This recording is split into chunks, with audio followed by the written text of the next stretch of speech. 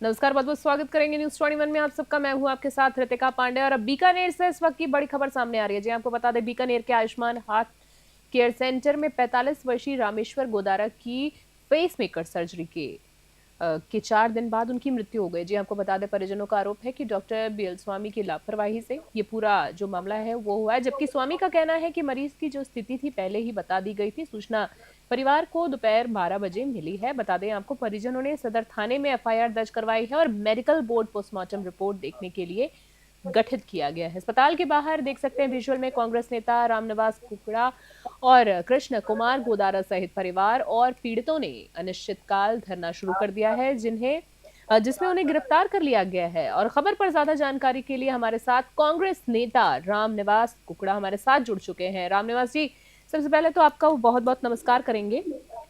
और रामनिवास जी, आप मुझे सुन पा रहे हैं? जी जी, धन्यवाद मैडम। जी जी, स्वागत है आपका। और आपसे जानना चाहूंगी कि जिस तरीके से पूरा मामला देख रहे हैं विजुअल में, रामनिवास जी जानना चाहेंगे क्या मामला क्या है, पीड़ित परिवार का क्या कहना है, डॉक्टर की लापरवाही से कैसे एक व्यक्ति की मौत हो जाती है, किस तरह से देखते हैं इस पूरे मामले को, बताएं। जी मैडम, ये बीकानेर का अस्पताल है आयुष्मान हार्ट केयर सेंटर, जिसके डॉक्टर हैं डॉक्टर बीएल स्वामी, जिनसे उपचार के लापरवाही के चलते सुरजन सर जो सूरतगढ़ तहसील में गांव पड़ता है, उनके रामेश्वर जी गोदारा जो बिल्कुल स्वस्थ पेसमेकर चेंज करना था, उसके संदर्भ में उनको भर्ती किया गया। वो बिल्कुल खुद गाड़ी चलाकर आए थे जी। उसके बाद में डॉक्टर की लापरवाही के चलते उनकी मौत हो जाती है। जब मौत होने के बाद ये मामला जब शुरू होता है, तब हजारों लोग पीड़ित है जिन्होंने अपनी पीड़ा मुझ तक पहुंचाई है, जिनके आंकड़े मेरे पास है, जो मैं प्रशासन के सम्मुख भी रख सकता हूं, आपके सम्मुख भी रख सकता हूं। इस अस्पताल में आदमी को चिरंजीवी के नाम से भर्ती किया जाता है। उसके बाद में मरीज के साथ चीर फाड़ करने के बाद मरीज से पैसे मांगे जाते हैं कि अगर अब आपने नकदी रुपए नहीं दिए तो मरीज की मौत हो जाएगी, ये चिरंजीवी में इलाज संभव नहीं है। एक तो इस प्रकार की लूट होती है इस अस्पताल में। दूसरा, जिन लोगों के छोटी मोटी बीमारियां थी, चाहे पेट में गैस हो, चाहे शरीर में कहीं दूसरा दर्द हो, हर आदमी को स्टंट लगाना, पेसमेकर लगाना, इस प्रकार की गंभीर स्थितियों से गुजरना पड़ा है। और ऐसे हजारों लोग हैं। तो मैं आपके माध्यम से जिले के प्रशासन और प्रदेश की सरकार से ये मांग करता हूँ कि सरकार इस पूरे प्रकरण की जांच करे। इस आदमी ने आज तक पिछले 5 वर्षों में हजारों लोगों को मौत के घाट उतार दिए, केवल पैसों के लालच में। हम डॉक्टर का सम्मान करते हैं, निश्चित तौर पर डॉक्टर भगवान का रूप होते हैं, लेकिन इस तरह के व्यक्ति डॉक्टर नहीं है। ये डॉक्टर के वेश के अंदर हैवान है, और हैवान की जगह अस्पताल के अंदर नहीं, जेल के अंदर। ठीक है, सही है, आपने अपना मत रखा है। आगे मैं आपसे ये भी जानना चाहूंगी कि रामनिवास जी, आपसे जानना चाहूंगी, पीड़ित परिवार ने अस्पताल के बाहर जो है अनिश्चितकाल धरना शुरू कर दिया था, पुलिस ने आपको भी गिरफ्तार किया, तो अब आगे की आंदोलन की आपकी क्या रणनीति होगी और किस तरह से प्रतिक्रिया देखने मिल रही है प्रशासन की? कोई सॉल्यूशन के नाम पे कुछ मिल रहा है या ये झड़प जो देख पा रहे हैं, किस तरह से?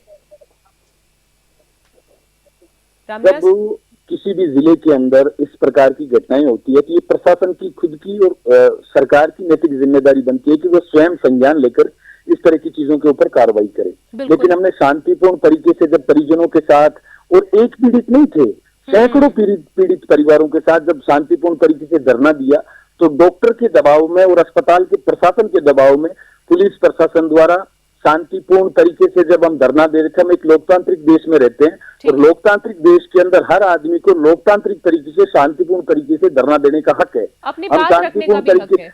बिल्कुल जी, शांतिपूर्ण तरीके से धरने पर बैठे थे। पुलिस ने बल प्रयोग करते हुए हमें जबरन वहां से उठाया। उसके बाद 3-4 थानों की सैर हमें करवाई, फिर लाके नापासर जो थाना है वहां हमें लाके यहाँ पे डिटेन कर रखा है।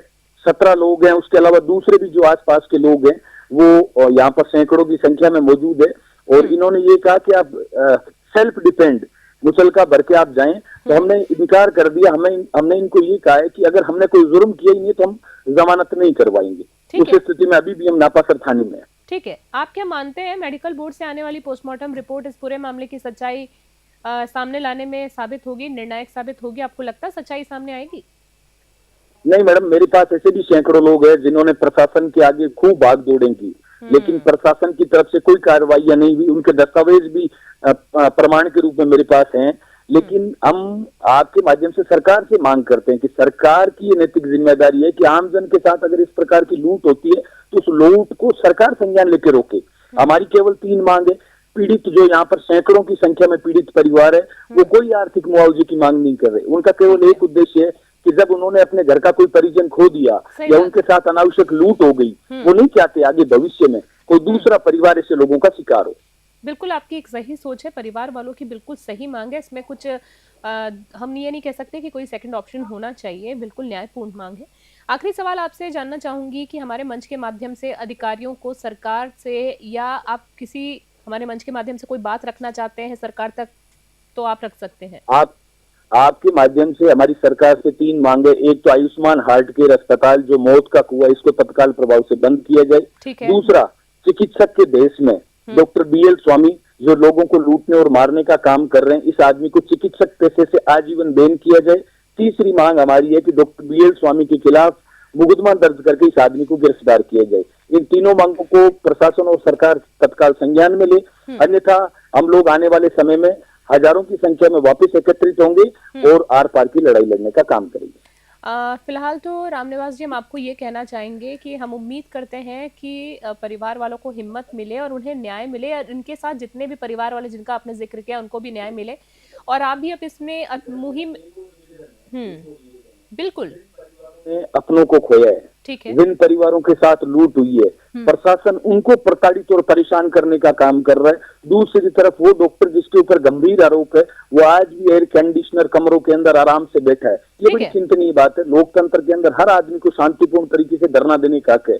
हम लोगों ने जब लिखित में उनको दिया तो हमने कहा कानून व्यवस्था को ध्यान में रखते हुए, आवागमन बाधित नहीं हो, आमजन को परेशानी नहीं हो, इन सब चीजों को ध्यान में रखते हुए हम शांतिपूर्ण धरना देंगे। हम उम्मीद करते हैं कि हमारे चैनल के माध्यम से जो आपने बात रखी है ये सरकार के सीधे कानों तक जाए, और सरकार से हम उम्मीद करते हैं न्याय की कि वो जरूर आपका साथ देंगे। बहुत बहुत धन्यवाद देना चाहूंगी। हमारे साथ नेता हमारे साथ जुड़ गए थे जिनसे हमने बातचीत की है। एक बार फिर से बता देना चाहेंगे, बीकानेर के आयुष्मान हार्ट केयर सेंटर में 45 वर्षीय रामेश्वर गोदारा की फेस मेकर सर्जरी के दौरान 4 दिन बाद उनकी मृत्यु हो गई है। आपको बता दें, BL स्वामी की लापरवाही डॉक्टर की बताई जा रही है। परिवार वाले आक्रोश में हैं, लोगों ने धरना जो है वो शुरू कर दिया है, और आपने देखा कि किस तरीके से हमारे साथ अभी कांग्रेस नेता रामनिवास कुकड़ा थे जिन्होंने इस पूरे मामले में हमें जानकारी दी। इस खबर पे फिलहाल के लिए इतना ही।